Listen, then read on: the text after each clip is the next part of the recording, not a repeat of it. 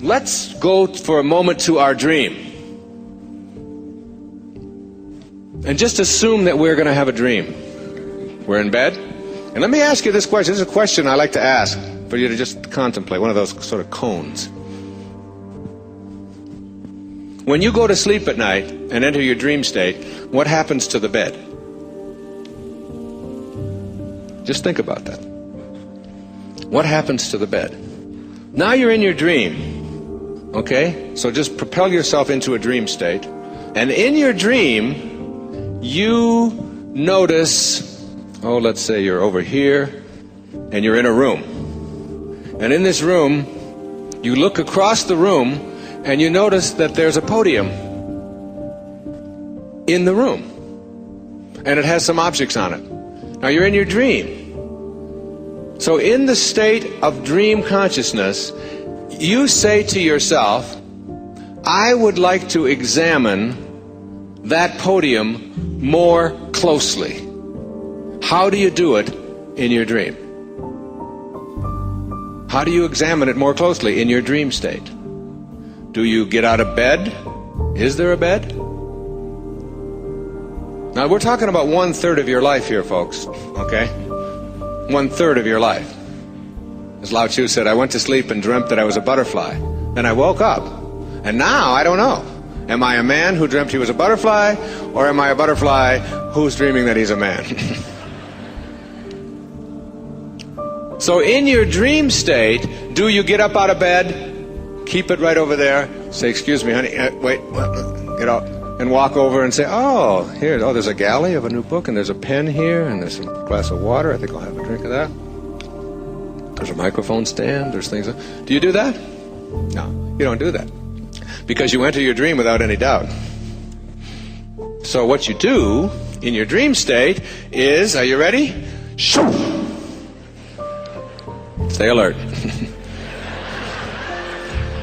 And you bring it to you, don't you? In your dream state. Why? Because you have the power of your intention, can have an idea, and whatever you need for the fulfillment of your dream, you bring to you. Here it is. Here it is. Whatever you need. So you're 20 years old in your dream, and you need a jerk to be married to for the next 20 years. There he is. Isn't that great? You need a Maserati? There it is. Whatever you need for the dream, you bring to it. Then you leave the dream and you come into waking consciousness, and now you look back on the dream, and you now have a whole new set of things that you've introduced. And that set of things is called doubt. And the second key to higher awareness, which I'll get to shortly, is called banishing the doubt, but it's connected here. As you enter your dream state, you enter without any doubt about your capacity to do anything. So you can fly, you can jump over trees, you can be young again, you can transcend death, you can stay underwater, you can communicate telepathically with anyone that you want to, right? You have all of these incredible powers. And if someone has died and you want them back, you bring them back. If you need to be 12 again, and then you come into this state and you say, I can't do any of those things because you're stuck in paradigms. And the paradigm says you cannot change your shape, you can't shape shift. If you're a certain age, you're a certain age. You can't move yourself into, you can't be in more than one place at the same time, which you can do in your dream, easily. You can't do those things.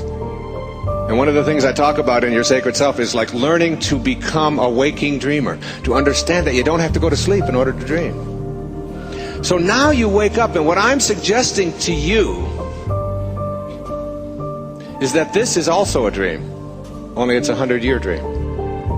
And in this 100-year dream,